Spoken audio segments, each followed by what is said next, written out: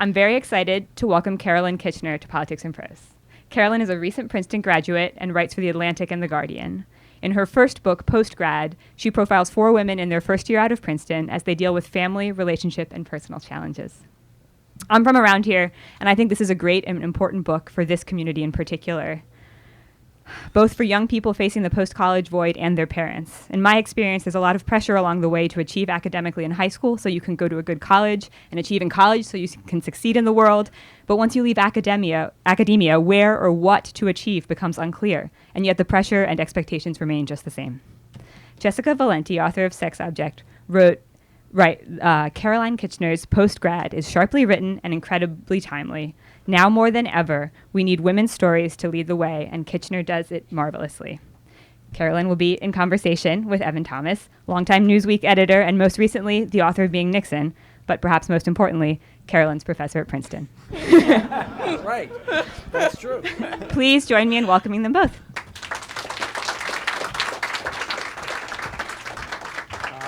Wonderful to be back at Politics and Prose. Is this the world's greatest bookstore? Yes. One of the joys of teaching at Princeton was that my wife, Osi, who's sitting right there, got to know Caroline and more recently her boyfriend, Robert. Okay, Sorry, oh, got to turn. Can you hear me? Here we go. Can you hear me? Yeah. So saying Princeton pays attention to its students, and you actually get to meet them and teach them. And so Osi and I really got to know Caroline and Robert, both at Princeton and after. And so it's really exciting for this to see her produce this book. I've had a lot of great students, but I haven't any write books before, so that's impressive. And it made me, I thought a lot when I was teaching about what's it like to leave Princeton, because, as you know, Princeton's a pretty good deal. You get fed all 3 meals. In fact, the upperclassmen eat in these mansions. It's all pretty laid out for you. You have nice teachers. You have built-in friends. It's all set up for you to have a good and interesting time. And then suddenly, you're not there anymore. So that, Caroline, that's like, so what's it like? What happens when you get plunged into the real world? Well, first of all, I want to say that it's really, really special to be here and to see so many people from so many different parts of my life all come together. So thank you all for coming. That's a really big question. It's really, really difficult. I didn't know that it was going to be hard at all, because at Princeton, everybody just likes to talk about the good stuff. Everybody likes to talk about all the awesome internships and jobs that you're getting. And as a senior, you just hear about that. But when I left, I think the thing that hits you hardest is that your community goes away. Suddenly you don't have all your friends around you anymore, and that's a real challenge that I definitely wasn't ready for. So how did you avoid going to Wall Street? About a third of Princeton goes to Wall Street. Well, close. I almost went to law school, so. Not too late. Yeah, my parents are happy to hear that. I mean, a lot of it was, was your class. I think, Princeton provided this wonderful chance for you to, and many schools do, for you to really get to know your professors. And this guy encouraged me to take a job at the Atlantic and to keep writing. And yeah, well, I'm glad I did, but I know there's an enormous pull because yeah. Wall Street or consulting has that's sort of an easy thing to do, isn't it? Isn't that really the easier road to go down? It is, because it's, we have there's a very clear ladder if you want to go to Wall Street. There's a very clear ladder for a couple of things, for medicine, for law. At every moment, at least, through most of your 20s, you know what is coming next. And I think what scares a lot of people graduating from Princeton is, your entire life has been planned. You have known at every juncture what the next thing is going to be, because it's always been school. And so I think that when you get to senior year, it's so tempting to choose something that will be just as secure and just as known for a long time. And it stays that way. I mean, isn't it quite structured? I mean, I never worked on Wall Street, but my impression from my students who have it, it's kind of like it's like staying in school in the sense that you see other Princeton kids there, Yeah. and it's structured. Yeah, absolutely. You get a report card. At the end. Well, for most, I have a lot of friends who are consultants. So I'm Right. very familiar with that track. And there's, you get a report card at the end of every couple of months. You've got mentors that are very much like your teachers. You've got, you come in with this class of often, 100 grads your own age. So it's very much like college. And that makes the transition, I think. But that's not you and the other 4 women that you portray in your book Yeah. did not go down that We road. didn't, So no. so just talk about the kind of what it's like to hit the real world without any of that underpinning left. What was it like for you, and what was it like for them? Well, I think it's a more interesting book because we all came into it having no idea what to expect. And so the girls all did very different things. I was obviously working on this book. One of the women was in jazz music school, training to be a jazz singer. Another one was a computer programmer. Another one was filming a documentary. So they were all choosing to go down very risky paths where the ladder wasn't clear. And I think that for all of us, there was a ton of self-doubt because you've just lost your community. You don't have anybody, it can feel like you don't have anybody supporting you. And, you're having to figure out what you want to do for the rest of your life without that support you've had your whole life. And that can, that for all of us, that was really scary. Let's take a step back and talk about how you found these, how this book came to. Let's drop back here. Why did you write this book? How did this happen? Well, I had written a lot about college women, and I was approached by an editor who said, "Hey, would you be interested in writing about the first year out of college?" Why, approached by an editor? Why? I just added. So I'd written some articles in the Atlantic that she had read and was interested in, and it was sort of of course I was excited about it because I love to write, but I didn't know what it was going to be. I said, yeah, sure, I'll write this. What were the Atlantic articles about? I wrote one particular one about expectations of women at Princeton, and sort of how women started to gravitate towards these spaces that were sort of typical fraternity spaces, like where they felt like they were able to, not have to conform to, to always dress and act like a girl. Right. So that was the one that I wrote, and then she reached out to me. But I think this book experience was so interesting because I was figuring it out literally as I was writing it. I did not know what it was going to be. Well, what was her original concept, or what was your original concept? Well, our original concept was, let's pick 4 women and let's see what happens to them. And I really appreciated it because she didn't try and make me say any particular message, It was let's follow them and organically see what happens with these stories. Right.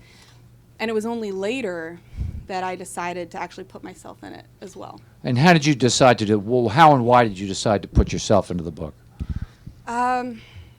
It was about maybe 2 months in to the year, and all of the things that the women were experiencing, I was experiencing very similar things, and that was the moment where it kind of clicked.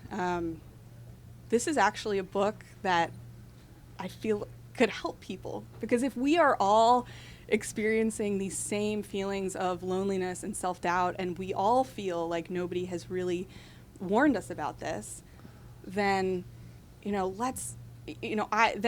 then maybe my story is important to put in there because it's so similar to theirs. Did it help you in the reporting to relate to them, to say, hey, I'm in the book too? Absolutely. And it also made me feel like, I want them to feel like I don't want to ask them to put everything on the line and be so honest with me. I mean, they are so honest with me. And This is I can say, a very honest book. And I didn't feel like I could really ask them to do that if I wasn't going to say, I'm going to talk about myself too. You know? Yeah. I mean, it's a very empathetic book, and I think one reason is because you're sharing your own experience, and they must have appreciated that. That had to have made it. It made you a more empathetic character to them, and I made hope it easier to. It was when we would talk, it would hardly ever be. I was their age, so it was hardly ever a formal interview. It was, let's just have a conversation. And it was conversations on the subway. It was conversations at parties, because I would go and meet all their friends, and I would go to their classes and their work. And so I think that really helped, that I was telling them what my experiences were as they were telling me. It wasn't just one way. Let's talk a little bit about some of the dilemmas they faced. I know you can pick any one, but what are some of the challenges that they ran into, and how I don't know. Where do you want to start? Well, let's start with it. There is one who went on a more traditional path, the medical school one, but that wasn't so easy for her either. Talk about her story. So one woman that I followed was absolutely a academic superstar. She won one of the top prizes at Princeton graduation, and everybody on campus looked to this girl as just wow. And she wanted to go to medical school, and she has gone to medical school, but she struggled so much over the course of the year with, I don't deserve this. I am not going to achieve this. I'm not worthy. And if you had told me this about this girl before I followed her, I would not have believed it. And I don't think most people who know her would have believed it. But it really brought home the fact that as confident as people look on the outside, they're dealing with a lot. And one of the things she was dealing with was her parents, as I recall. Talk to us about that. Yeah, they. This particular extended girl, family. Denise, comes from she's from Cameroon, comes from a huge extended family. So at graduation, there were 40 people who showed up in this traditional African dress called the Bamenda gown. And everybody saw this group. Everybody, was in awe of this huge pack, and it was all for her. It was her relatives, but it was also people who weren't related to her that just felt like, she's my daughter. I'm her aunt and uncle, even though they weren't aunts and uncles. Right. And so, all of these people came to graduation. They brought their children and were saying, look at Denise. This is who you need to be. This is your model.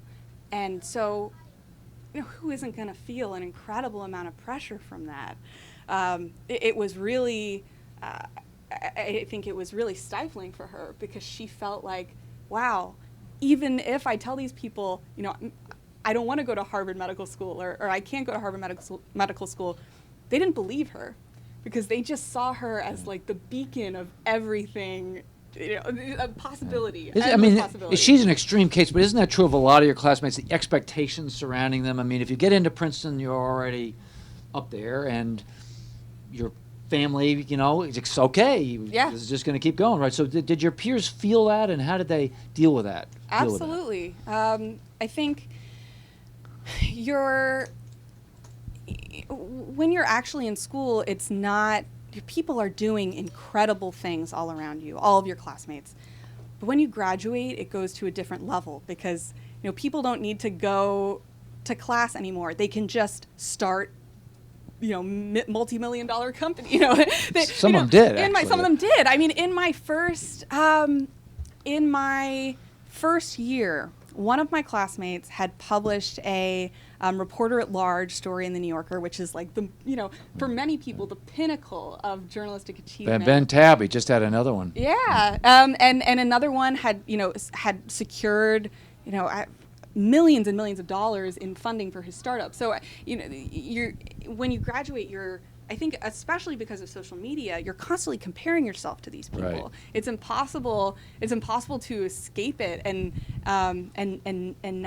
not do that all the time. Does the social media thing in college, you're all sort of comparing what great parties you went to, but once you're out, are you comparing how you're doing on the SAT or LSATs, or is that competition on Facebook continuing? I mean, not in a blatant way, but kind of.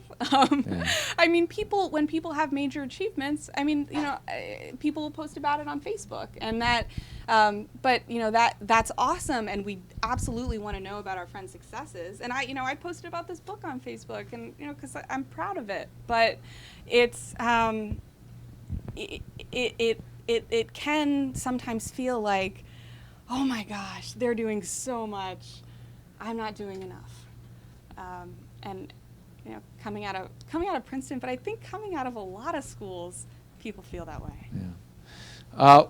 In your time at Princeton, there was a lady, I think her name was Susan Patton, who wrote a piece that got a lot of attention. I remember Susan Patton. Anybody here. remember Susan Many. Patton? Yeah. Okay.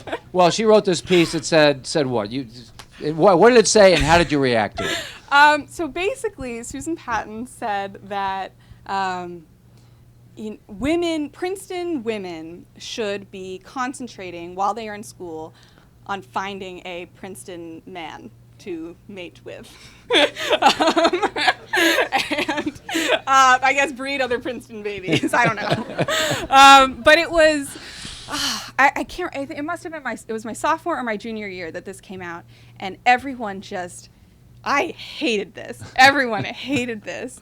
And it was, she got national attention for coming out and saying this. Yeah. So touched people, a chord, I think. Why? I wondered about that. I mean, did people protest too much in a way? Did she strike some particular nerve there, aside from the kind of outrageousness or datedness of her? Yeah. Well, so her impact on me was, I am going to absolutely prove this woman wrong. My career is so much more important, and it made me go to the other extreme, I think. And I think it had the same impact on a lot of the people that I went to school, a lot of the women that I went to school with. Did you talk about it? I mean, was that actually a conversation? Oh, absolutely. Yeah. Absolutely.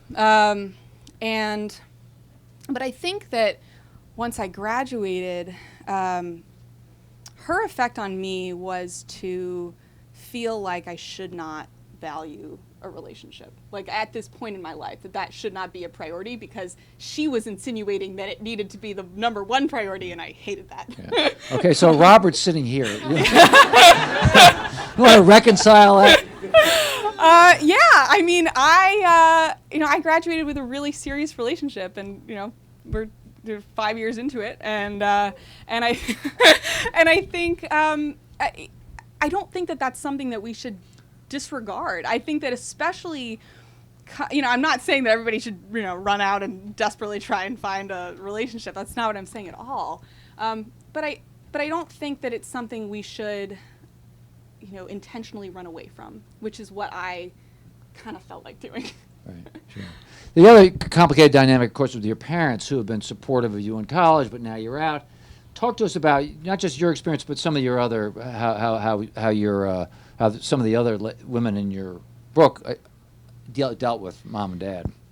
It's tricky. I think particularly, a lot of things are tricky. What surprised me, I think, was how much parents were in this book. I didn't think, I thought these are graduates who have left college. I didn't think parents were going to play a big role, but they kept coming up.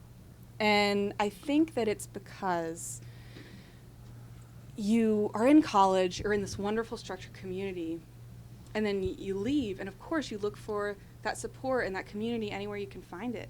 And I think it makes sense. 1/3 of graduates go back and live with their parents immediately after graduation. And even if you don't, they're in your life. You need their advice and their support in a way that maybe you didn't when you were in college. So I think that for some of the women, I mean, it was really hard to navigate, because for a few of the women, the financial role of the parents was particularly difficult because people, needed financial support, but didn't want to sort of give their parents the ability to control their life. So that was a really hard thing to navigate for a lot of them. Carolyn's parents are sitting right here, so maybe she doesn't want to talk about them. But I recall there are other issues, just lifestyle issues that would separate parents and children. And do you have any advice for how parents can deal with that? Any sort of thoughts? You wrote about this a little bit in the Wall Street Journal, but tell us your thoughts about what advice do you have for parents? My favorite tip is that you should drink wine with them. Works every time. So the logic this was something that I wrote, like Evan said, in the Wall Street Journal. But I think that there is, when you come out of college, it's really awesome when your parents treat you like an adult. It's really great to feel that. And something as simple as taking a bottle of wine out of the fridge and saying, hey, let's have a glass together and relax together is kind of a magical moment. So I think that's, wine, beer, whatever it is. I think that's a really great thing for parents and kids to do when they're trying to figure out how do we enter into this new phase of our relationship. I think we should, I'm sure we have questions here, so I'm going to open it up. I think, but it's important that you speak into a microphone if you can. Can people hear me? Can you hear us all right? Okay. So let's, if you would, just go to those mics, and while you do that, I'm going to ask a question or two more. Is there any message for the colleges in dealing with this and preparing? Could Princeton do a better, or any college do a better job of getting their kids ready? Because I should say in this book, there's a lot of heartache. It is not an easy story. And there's a lot of struggle. And I'm not sure there is an answer to this question, but it makes you wonder, were these kids really prepared for this, at least the first year? That's a really hard question. I mean, because the way that colleges don't prepare you is by giving you this wonderful supportive bubble that of course we all like when we're there. I don't think that anybody wants, to take away, how easy it is to go to the health clinic and how easy, it just, so many things are so easy when you're in college. You just don't have to think about them. And so, I don't know. I think maybe the one thing that they could do is give people a better idea of what to expect. Yeah. So some kind of, more... Read the book. There you go. That's a little plug. But Princeton could buy a couple thousand copies from Politics and Prose. I wouldn't complain. But no, I think if you have a better sense of what you're getting into, I think the problem with me is that I just had no idea. I didn't know how I didn't know how difficult it was going to be to lose that structure that I had had my entire life. Here we go. Okay. Yes, ma'am. Hi, congratulations. Thank you. How does you or your friends and generation, how prepared are you for sexism in the workplace, given the whole Roger Ailes, Bill O'Reilly, our current president, the atmosphere out there is very charged, and Sarah Palin recently made a remark that it's incumbent upon women to blow the whistle. That's a really good question. I wish that I could speak to it more. When I was in college, I did a lot of work in writing on sexual assault. I think that for a lot of women my age, it's a big surprise, and especially if they are going into these male-dominated fields. Things like, Wall Street consulting firms, it can be so hard to speak up about that. And I think that, one of the things that we can do is to create networks, to encourage networking and communities of women at these places that do have these problems. Because if you have a forum where you can talk to other women about what you're going through in a place where you feel safe, you're going to be in a much better place. But no, I think the answer is we still have a lot of work to do, and I think no, oftentimes we're not prepared. Oh, over here. Yeah. Hi, Sam. Hey, how are you? I spent a lot of time working with high schoolers, helping them prepare to apply to college. And one of the things that I found is that the overwhelming majority of them know that they're going to go, but don't have a sense of why or really what is waiting for them when they get there. So just what advice would you have to parents of kids, especially girls, who are preparing to go to college, to prepare them before they start for what will happen to them when they come out?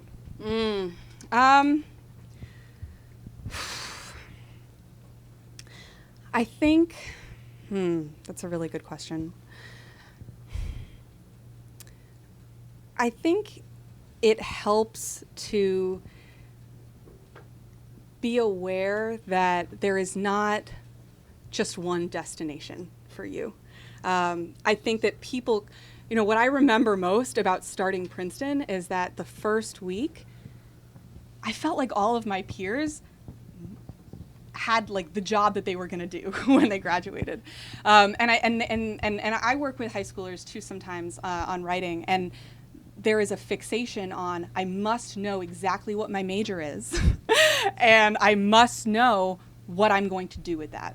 And I think to better prepare high schoolers, you could let them know in whatever way you can that you're probably going to change your mind, and that's a good thing. The people that I met that first week, hardly any of them are doing what they said they were going to do. And I think you can so much better take advantage of a college education when you you give yourself that freedom to explore. Yeah. From a teacher's point of view, I agree with that one. Yeah. Hello. Hi. I wanted to say first that my little sister is actually a sophomore on the Princeton women's basketball team. Wow. Yeah. So Awesome. she's up there now. But my Does question. she like it? Oh yeah, she's loving it. She loves it. My question was it intentional to only have women in your book who were Princeton graduates? And if so, like, how is this book comparable to college graduates, women and men who did not go to Ivy League schools? Yeah. Great. Yeah, such a good question. Well, I chose to do Princeton Women because I was, I was a student, and so it just made sense for me to, I needed to find these women over the course of my senior year, so it made sense for me to find my classmates. But, I in the last couple of months, in the fall, in the fall and winter, we actually made the decision to change the title of the book from 5 Women in Their First Year Out of the Ivy League to 5 Women in Their First Year Out of College. And I did that because I had a conversation with my cousin who didn't go to an Ivy League school. I asked her, hey, like, would you pick this book up? And she said no, because she assumed that it wouldn't relate to her because she didn't go to an Ivy League school. And that kind of broke my heart because I'm glad she told me because I made the change. But I really think, obviously we're coming out with a lot of privilege coming from a place like Princeton. But I think these stories, a lot of them could come out of any school. And that's something that I'm so happy about, because I do think that these stories are totally relatable to the vast majority of graduating seniors. Hi. Hi, Carter. Hi. It's so lovely to be here. So my question for you is hopefully an easy one. I remember one of my professors in college telling me, the hardest thing is the 5:30 onward every night when you get home. I remember laughing, thinking, that's going to be amazing. I'm so excited. You're crazy. But I remember graduating. That was the hardest thing. Was okay. I'm home now, and all my roommates worked in hospitals, so they were always working night shifts. And thank God for Netflix. I couldn't imagine what people did before, right? My question for you is, you didn't have a 5:30 onward. You had all day where you were writing this book. And my question is, how did you deal with the loneliness there? And what advice do you have for others who have a similar path as you did instead of having work from 9 to 5? Thanks, Carter. That was a huge shock for me. I moved down to DC. A couple days later, Robert started work, who, you know, I was spending a lot of my time with, and I looked at the clock and I realized how much time I had to fill on this book that I still didn't even really know what it was going to be. That was such a challenge for me. My first 6 months, I mean, if you read the book, I talk a lot about loneliness and how totally disorienting that can be. You know, and it was obviously true for me as a writer, but I think for many people, even if they have jobs. At college, I never watched Netflix. I always had something to do. I had somewhere to be. And suddenly I was like binge watching these shows. And I think, so how did I deal with that? For a while, I really didn't. And I was really depressed and just hating everything and wishing that I was back in college.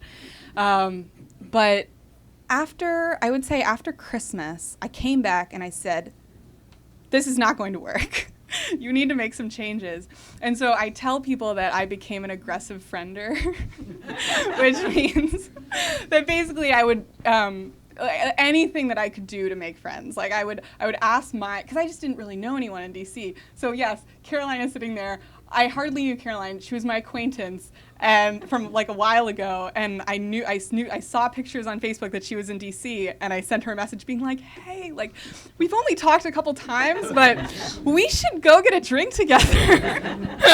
But that's actually what you have to do. If you might be lucky and you might get along with your coworkers, and that might be your perfect situation, but you might not, or you might be working by yourself or whatever. And you have to build that community up for yourself again. And we've never really had to do that before because school has always done it for us. So, be intentional. Be intentional about making friends because nobody's going to do it for you in the real world. Hi. Hi, Nancy. In your book, you talk a lot about the influence of this project on your life and hearing about the women's stories on your life, but how do you think they were affected by, like, constantly meeting with you and having to reflect on what they've done and retell their stories? Because, like, our narration of our own stories affects our experience and, like, perception thereon, but also knowing that their experiences were going to be written about in a book. Yeah. Like, Absolutely. how do you think they were affected? Well, we met about this book, immediately after an editor reached out to me, and we just didn't think that anybody was going to say yes to this. Fortunately, she kept going. We thought, I really didn't know, and so all of the women are anonymous, obviously, except me. But I was really impressed that they would agree, and I think most of them did it because they wanted to make other people feel less alone. You know, and it was important to me to have people in the book who believed in the mission of the book, which was to, let people know what this time is going to be like and that it's going to be okay and that everybody struggles. But no, I can't imagine what it was like for them to know. I try not to bother them that much, but I can't imagine what it was like for them to know. As hard as this year was for me, thinking about what it would have been like if somebody was writing down my every move, I don't know. But I think it helped that we were friends with each other, and they trusted me. They knew they were going to get to see everything on the page before it was finalized, and they knew they were going to have some say in what went in. And establishing that connection and that trust with them was crucial. They trusted her, and they should have, because it's a very empathetic book. I mean, these are tough stories, and she doesn't make light of that. But in the end, these are very human characters, and the reader sympathizes with them and feels for them and engages with them. I wasn't out to judge anybody, ever. And that comes through. That was my mission. I think that's the strength of I think that's the strength of having somebody write this as they're going through it. because who was I to judge them? I was experiencing so many of the same things that they were, so that helped. Hi, I have a couple of sort of curiosity questions. Sure. Some of which, if I had read the book, would probably be in there. So, I just kind of, however many, I have about 3 you want to answer. One was, when did you start the book? Sounds like it was while you were still at Princeton. Yep. And how did you select the subjects? And the other question for Professor here is, what of your courses, what courses did Caroline take that probably of your courses that probably influenced her? Very much. All right, so I'll go first? Sure. Yeah? All right. So I started this book at the beginning of my senior year. I spent about a year finding the women that I was gonna follow, a year following them, and then a year writing.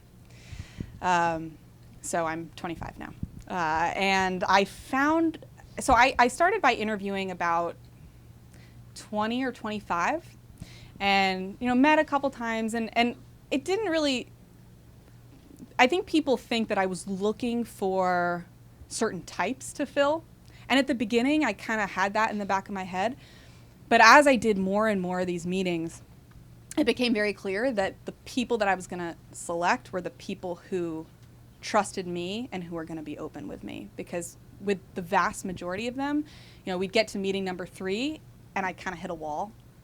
I'd realize, okay, this person is, maybe interested in having their story, featured and likes the idea of this book, but is not going to be completely open with me. And for something like this, that just wasn't really going to work. I taught courses in journalism and writing nonfiction narratives. I can't remember, which one did you take? Media in America. In the introduction to journalism. It's all the same course. I try to teach them to write clear, simple English sentences. The significant thing about this class, though, was that it was the only class that I'd ever taken at Princeton where the professor required that every student in the class met with him once a week for 30 minutes.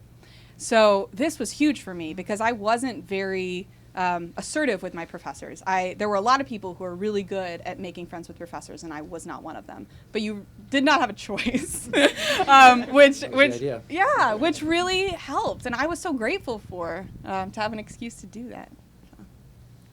Hello. Hello. Hi. So I was wondering, this book is such about an inflection point in our lives, and I was thinking perhaps the next inflection point is when we start prioritizing relationships. Maybe that's in the form of moving in or getting married, and I'm at the stage now where a couple of my friends are getting engaged, and I was just wondering, is there a possibility that you would write about the next inflection point for whatever that is? It could be different for many people, but I was just curious. I want to know what happens in the next 5 years in all of these people's lives. Thank you, Charlotte. Maybe. It's such a hard.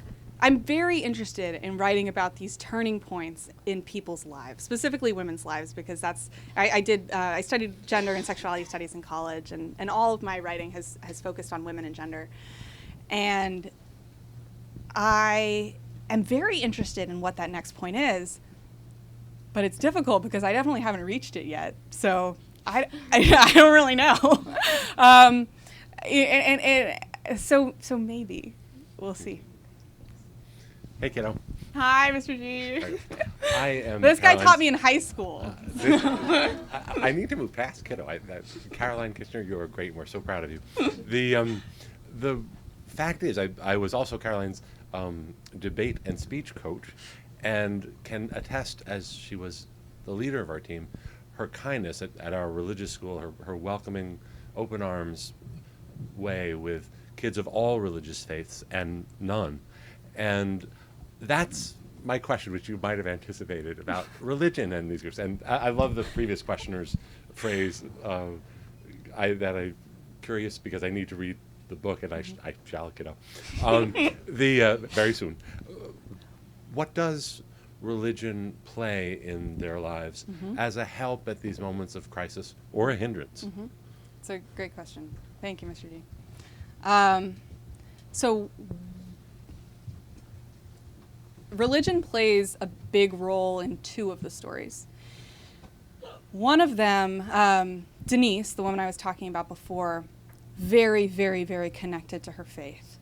And one of the most difficult things for her and her version of losing community and trying to find it again was losing her church community that she had in college, and that wonderful fellowship that she had and that connection that she had with religious people who were her age. And she moved to New York and really struggled to find that. She would go to these huge churches that had this beautiful gospel music, but she couldn't connect with anybody in that same way that she did in college. So for her, the journey was finding the church community. And once she did that, she was set. That really, really helped. One of the other, the other woman that religion plays, a big part in her life, she grew up, her father is a very, very conservative Southern Baptist minister, and she grew up her whole life knowing that she was gay. And so a big part of her story is, she suffers from a very serious disease, and when her father found out that she was gay in her senior year, he cut her off completely. And she wasn't able to even often speak to her father, but even speak to her mother. She really lost a lot of that support. And her journey is, how do I build my relationship back up with my parents now that they've found this out, and how do I overcome that? So for a smart, ambitious high schooler, getting into a dream school can feel like you've already achieved success. Like from here on out, all of your dreams are just going to happen. So I'm curious, how do you hope your book affects younger people who want to be where you are and where the girls whose stories you tell are? So I teach high school girls right now, and I see some of them in the audience. Teaching them and talking with them about what they hope for the next stage in their life has made me realize that they really do think that Princeton, or a place like Princeton, is a ticket for everything. They think, you're right, they get in there and they're set. And I hope that a book like this makes them see that people at Ivy League schools, very competitive schools, they still really struggle. And I hope that makes them less totally focused and intent on getting into one of these very few schools, because everybody has these struggles. Yes, you do have, there are benefits to going to a place like Princeton. Of course, you have access to a wonderful network and, and things like that. But you're still going to struggle, and it doesn't really, in that sense, it's not something to fixate on. Going to a place like that, it's not something to fixate on. You have a lot more options. Oh, I'm sorry. Over there. I'm sorry, ma'am. Hi. Hi. Thank you very much for your book, because I think for people from another culture who come into this academia, the relationship between parents and the children are very strained. The one that you gave just now about the person from Cameroon, I wonder what her relationship was with her parents even afterwards. Okay. So my question to you is, did you get any feedback from the parents in any way? That's a great question. Some of my favorite interviews that I did were with the women's parents. Actually, that particular woman, Denise, from Cameroon, I had the most wonderful 2-hour-long conversations with her mother. And she was just the most wonderful woman and shed so much light on pieces of Denise that I wouldn't see. Often because this particular woman was so humble. So her mom would brag about her, which I really appreciated because somebody had to. I also, the mother of Alex, the woman who had the Southern Baptist minister father, grew up knowing that she was gay. I met with her mother, and that was probably the most heartbreaking interview because she loved her daughter so much, and she was so fearful for what was to come for her. And hearing about her fears about her daughter ever being found out in rural Arkansas, town of population 2,000, that was one of the biggest moments of the whole interview process for me, was realizing, what this mother was feeling. Hello. Hi. Okay, first I just want to say something short about Princeton. My father went to Princeton, obviously way back.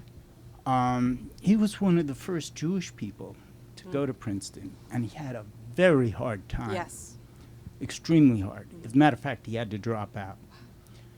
Ultimately, he was successful in life because of his inner drive. He actually had a scholarship, a sports scholarship.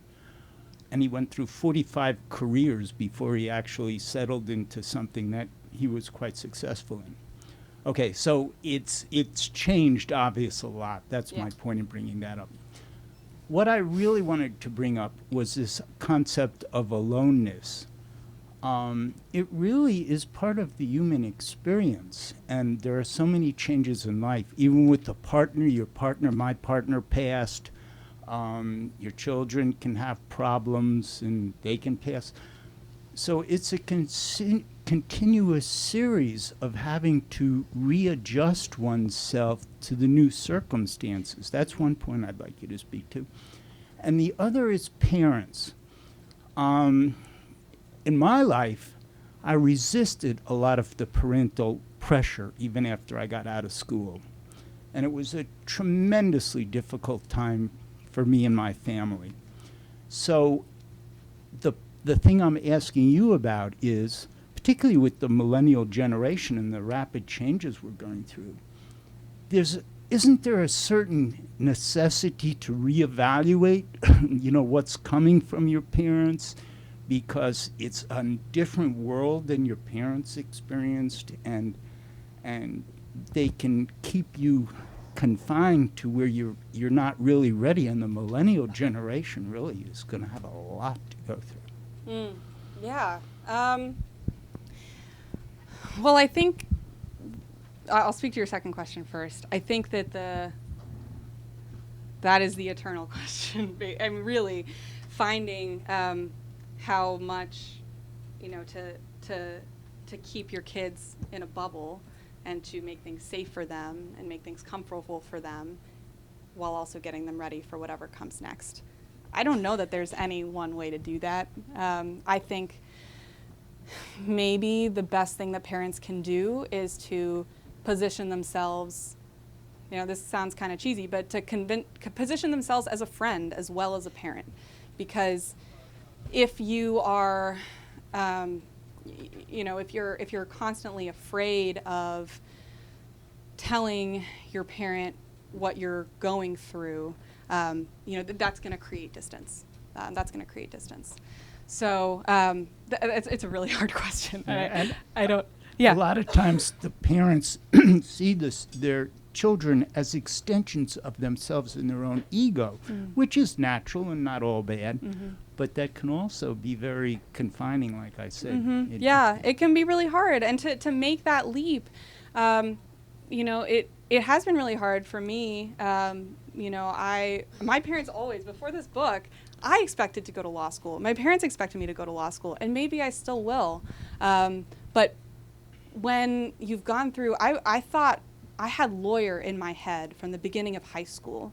So to go through 8 years and for your parents and for you to see this one image of what your life is going to be and then change it, that's disorienting for everybody. Everybody's going to freak out. And I don't think, but as much as possible to be flexible, and realize that maybe deviating from that norm, that idea that you have in your mind, maybe that's not such a terrible thing. And the aloneness factor. Then? The aloneness factor. Yeah, I think you're right. I think, I mean, you said that aloneness is sometimes, you know, it's important. It is important. And I have gotten so much better at being alone. And that's something that I'm really proud of since I graduated, actually, I can now, I recently started teaching at the all-girls school, but before that, I was freelancing by myself every day, and I've come to like that. You know, I'm not so scared of the aloneness factor now. I appreciate that I can make my own schedule, and so I think it all just takes time. And I think what I'm saying with the book, you know, the challenge is that it happens like that. You don't have any in-between time. You go from having all of the community and the support that you could ever want to, in a lot of cases, having none. And that's the challenge. Two more questions. Three more. So you talked a lot about the content of the book, but actually I'm pretty curious what you learned about writing your first book, just the process of going through that, right? I mean, having such a big unknown. And when you write your next book, what do you feel like you're more equipped with now? What do you know? What will you do differently now that you've gone through the process of writing a book? The thing that surprised me most was how little the editors need to see. They would be totally happy for me to go 6 months and never show them anything, which, you know, really confused me after I graduated, because I had just written a senior thesis where my thesis advisor was requesting that we talk every 2 weeks, and I continuously show her things. So the idea of being out on my own, doing something that I had never done, I had never written anything nearly this long or anything in this format at all. So the concept of being out on my own to do that for 6 months without any advice, thank God that I had him. And OC, his wife too. I mean, they read for me at many different junctures where my editor just wasn't, just didn't, and that, it's not her fault. It's just, that's not what's done. So we did not give much advice. You're on your own. She was on her own. You're on your own. But I appreciated it. So I learned, I think I learned to trust myself. It was such a cool moment when I got the first couple chapters back from my agent and my editor, and they said, "This looks great." I was like, "Really? Really?" Okay. And that was such a great moment. I was, wow, maybe I actually can do this. So I think going forward, I'd have more confidence in my vision too. I think part of why it was hard is that I didn't really have a vision because I was living what I was writing, and there was no way that I was going to know what the crux of this book was until the year was over. So that was very disorienting. But I hope that in the future I'd be able to trust myself a little bit more. Cool. Hi. Hi. So I'm a senior right now, and one of the most precious things I've gotten from college is a group of friends that I'm really close with. And I think all of us connected to your book, many of us have read it, and it appealed to a lot of our fears about being alone and being separated from each other. I'm wondering if you have any advice for how we can continue to be a support for each other, even as we start really different directions, and as many of us really do want to branch out and do something different and not remain so tied to our Princeton experience. Yeah. So a couple things. First of all, I think that college friends are awesome, and I am so happy that I've kept in touch with a lot of them, and a lot of them are here. So I think, yes, branching out is absolutely important, but also to not lose that. So like tangible advice for how to do that. My boyfriend's sister, Mary, she has this wonderful, where are you, Mary? Hi, Mary. Yeah, she has this awesome text or Facebook message conversation constantly going with a group of like 5 of her best female friends from college, and they tell each other their biggest successes, and I think they're, from what I can tell, super open with each other about their struggles, and they have continued to be that support for each other. Mary graduated in 2010, so it's now 2017. That's pretty impressive. So as much as you can use forums like that, Facebook and text, to just keep each other aware of what's happening on the day-to-day. I think that's the number one reason we fall out with people. We lose contact with them. They just don't know what's going on. They just sort of feel irrelevant. So as much as you can, don't let that happen. But I really tried when I moved. I was really afraid of just staying with my Princeton group when I moved to DC, because I didn't have any best friends from Princeton here, but there was a huge group of Princeton people here. And I tried to be really intentional about reaching out to people, to hang out with that group, but also reach out to people who are not in that group, because, I didn't want to miss that opportunity to widen, to widen my friend network and meet new people that I didn't have any kind of access to when I was in college. Last question. Hi, Osi. I just want to go back to the 4 women in your group and that you wrote about, and find out from you if you're in touch with them, and is it a year later since you last? The book ends about a year ago. Yeah. So in the last year, have their lives continued on a track that you would expect? And there have been some surprises. Can you share any of that? Yeah. So I don't want to spoil. So I'll speak to your first question first. I am very. I would say that I am close friends with 2 of the 4, still, and I hope to be for a very long time. One of them moved abroad, so she has kind of, she's kind of doing her own thing. But it's always going to be a sort of tricky relationship, because they gave me such access to their lives, and of course, they all approved everything that is in the book. But of course, when you have somebody try and capture you in a book, that's going to be kind of off-putting. So I think that I've been so honored that that some of them continue to want me in their life. That has been really wonderful. And your other question? Well, it was a year into their lives. Right. Are they on? How are they doing? Their lives were messy. And, yeah. And have they? I would say their lives are still messy. I don't think. I mean, I could have written this book, I think, about the first 2 or 3 years out. But I think that all of us, the biggest success across the board has been rebuilding this community.